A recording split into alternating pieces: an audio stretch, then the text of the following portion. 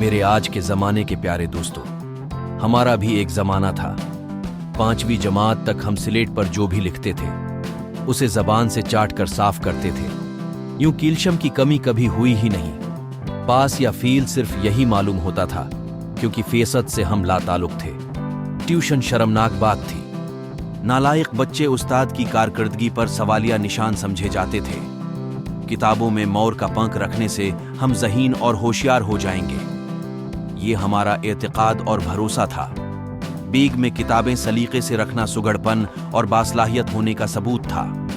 हर साल नई किताबों पर कवर चढ़ाना एक सालाना तकरीब हुआ करती थी।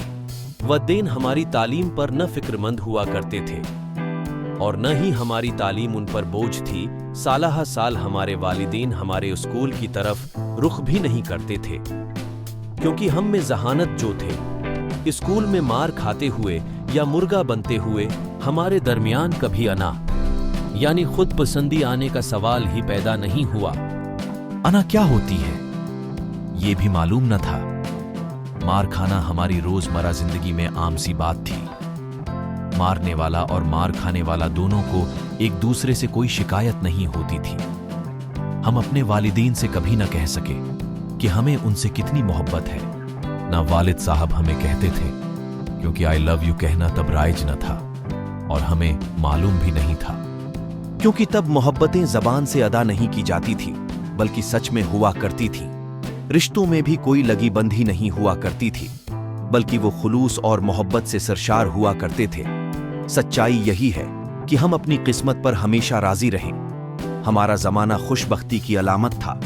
उसका मुवाजना आज की जिंदगी से कर ही नहीं सकते, क्योंकि आज की जिंदगी में जितनी नफसा नफसी है, हमारे जमाने में ऐसा कभी नहीं हुआ करता था।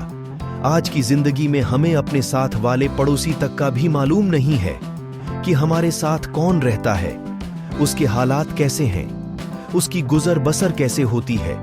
जबकि हमारे जमाने में जब खाने को कुछ पकता था या किसी के घर ज्यादा फल फ्रूट आता था तो एक प्लेट खाने की साथ वाले घर में देने का रिवाज था, और फ्रूट भी लोगों के घरों में देने का रिवाज था। इसी तरह एक दूसरे के घरों में पकने वाले सालन का भी मालूम होता था।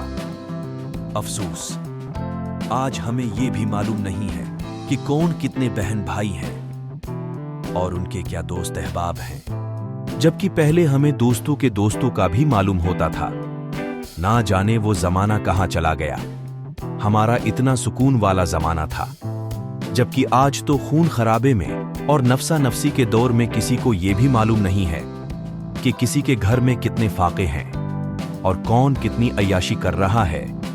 अल्लाह ताला हमारे मुल्क पर अपना रहम व करम फरमाए और हमारा जो जमाना गुजर गया है, उस जमाने की याद में हमें अपने इर्द गिर्द के लोगों से अच्छे ताल्लुकात रखने की तौफीक अता फरमाए।